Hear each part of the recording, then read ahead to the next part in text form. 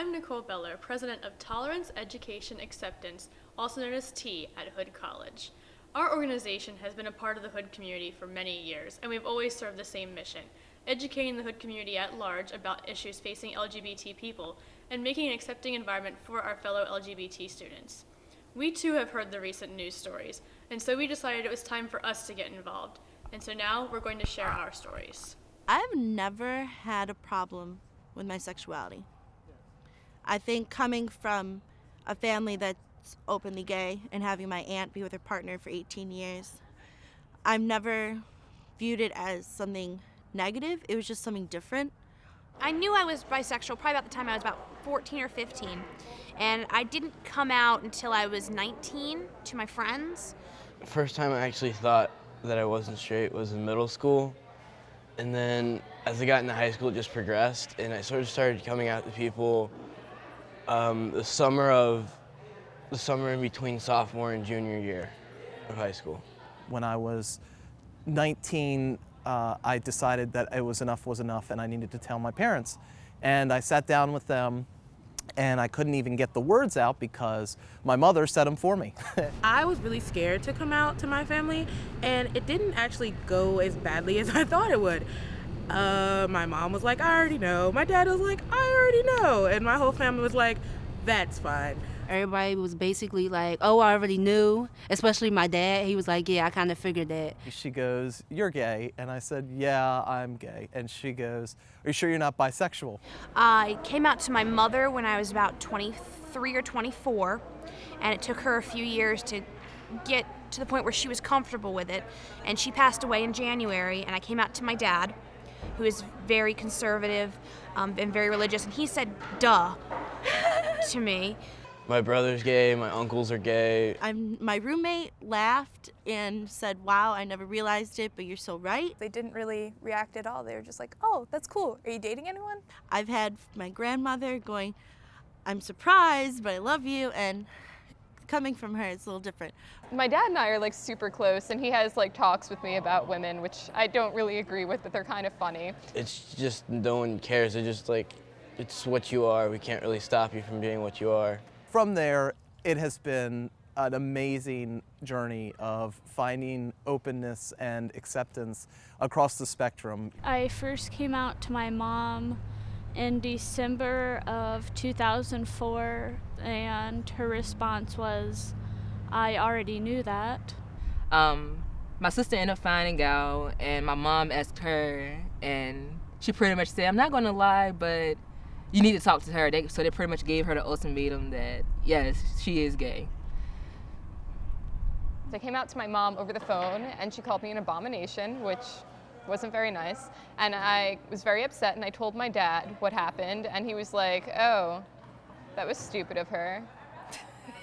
Can I have your broccoli? When I was about 15, I actually came out to my parents, and their initial reaction was, my father beat me down with a baseball bat, and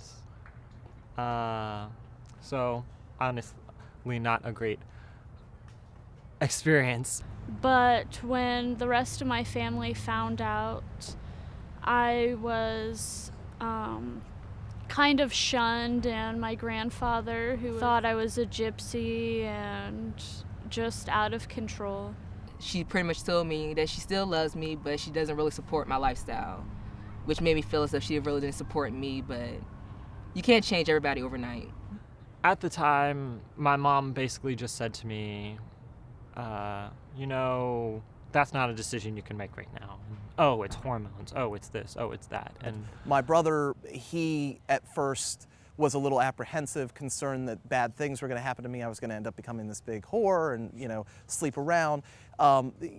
Within a year, he had gone to Pride with me. He completely changed his opinion about the LGBT community. He understood that that the stereotypes that exist out there aren't what the actual world is for LGBT. My extended family realized I was the same person. I just happened to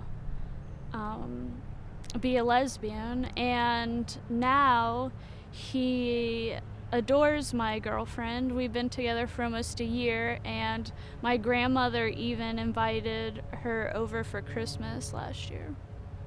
My freshman and sophomore year were not pleasant because people did come up to me and say awful things about, oh, you're gay, you're a whore, you're a drug addict, like stuff that they had just associated.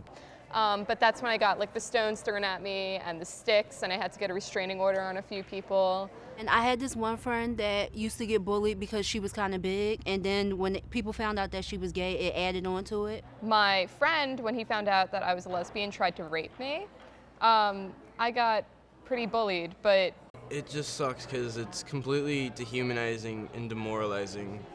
And when like you're on the other end, when you're being picked on, you just like this. I just really want it to stop, and you'll sometimes go to the point where like I'll do anything to make it stop. it was awful until about 12th grade when I really made really good friends. Yeah, it was so just freeing. You know, come to college, you don't have this awful oppressive feeling in college. You can just be who you want to be, and that's straight, gay, asexual, lesbian, whatever it is, that's what you can be. There are a lot of positive people out there, and as you grow, you meet more and more of them, and they're like the nicest. Like, my friends are basically my family, and you make new ones as you keep going. For me, I didn't go through quite as much as you did, but I got through it mostly because I kept thinking to myself that once I got out of the situation I was in, it would get better. When I was in high school, I really put a big shell over myself and was very quiet and very shy. I know you can totally imagine that, right? And it wasn't until I came to college and I got away from the negativity that I could see there were so many people out there who wanted me to succeed. For me, it was just finding people I thought I could trust, even if it was at the time. I wrote all the time. I wrote journals of what I was doing on. I wrote poems of what I was going on. I wrote short stories, little novels. I am a musician and I am a poet, and I wrote lots of poetry. With art, you have the ability to express whatever. And I got into science, and I find a lot of comfort in science because it makes sense. You can take 2 + 2 and it always equals 4. I couldn't stand myself. I couldn't stand to look in the mirror. I couldn't stand the fact that, okay, I knew I was attracted to my best friend, but I couldn't tell her, and why was I feeling this way and all this other stuff. And I started to write poetry or letters to myself. I would take a book, like a normal notebook, and I would write letters to myself about how positive I am, how good I was. And if that didn't work, I would base my attention on the people who actually told me and acknowledged that I was a good person, that I was something, I was worth something. As I grew up and I started to learn more about myself, I came to realize that I didn't really like the person I was pretending to be and liked myself more. And now I'm in a better place in my life where I'm more secure and not as afraid of what people think of me. I think that's probably the biggest part about it, is being able to accept yourself, getting to that point where you're not in fear of people knowing, where you're not scared all the time of what's going to happen. And even if I looked in the mirror and just found one thing about myself that I liked, I could move forward and say, okay, there's something else about me that I like. And over time, it became a relationship with myself. You have to love yourself first, and once you get to that point, it won't matter if someone else loves you or not, or take you for who you are or not. I wrote a list of all the of 10 of my favorite adjectives about myself. And I found that if I deleted like any 3 of those adjectives, like I wouldn't be me. I like to sing, I like to act, I like to do improv, I like to be outside, I like to hang out with friends, and so those are the things that I let define me, not, who I'm sexually attracted to. So even if you find something that you love, it might seem small, but if it means the world to you, just embrace it and don't let it go. Having a community around anybody, any group, is worth it. For me, I found a lot of comfort going into the anime club and into the art club because we were all sort of misfits. It's a good thing that colleges have these type of groups like T, because it gives us a sense of home. If you don't feel supported already, you can find support there. If you don't find friends that get you already, you can find someone who will get you there. I didn't have any support group. Everyone told me that was wrong. So when you're coming out, you really need someone who's going to be there for you. T lets you express things, like even if it doesn't have to do anything with relationship wise or being gay, just like if you had a hard day in class or you failed a test or somebody may have said something to you, you can come to T and express all of that, and by the end of the night you're smiling, you're happy, you forgot everything bad that happened. By the time I actually did go, I was so relieved. It was the community I first said, this is what's going on in my life, and they immediately just stepped in and started helping me with things and being very supportive. When you bring such an incredible thing as the LGBT community to any public sphere, people are attracted to it. There are millions and millions of people out there, and I know this is a really silly quote, but I've lived off of it, and it goes, "Those who matter don't mind, and those who mind don't matter." Take a look at the things that are good about you. It doesn't matter about your weight, it doesn't matter about your sexuality, it doesn't matter that you feel like everyone in high school hates you. There are so many people that understand where you've been and where you're going, and it does get better. So Just keep going, even if it's a day at a time and it's just a journal entry at a time, and it's just keep going. No matter what, don't give up hope and just keep going.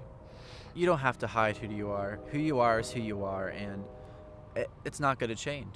And don't worry about what other people think of you. Once you love yourself and accept yourself for who you are, then it does get better. It gets a lot better. My name is Anissa Newell, and I am a lesbian, proud lesbian, and it gets better. I'm Jackie Frenning. I am bisexual, and it gets better. My name's Kyle Ball. I'm bisexual, and it does get better. I'm Jay Shauna. I'm a pansexual. My name is Keandra Smith, better known as Kiki. I am a human in love. I am Kiska, and I am awesome. And I tend to like chicks. I'm Mark Woods. I'm a survivor. my name's Cassie. I like trees. I like singing. I like girls. My name is MJ Swicegood, and I'm a person. My name's Jessica Hoffman, and if you're watching this video, you are a survivor, and it will get better. It definitely gets better. It does get better. It gets way better. It gets better. I'm Dominic Beretta, I'm Chris Fair, and we're engaged. and it really does get better.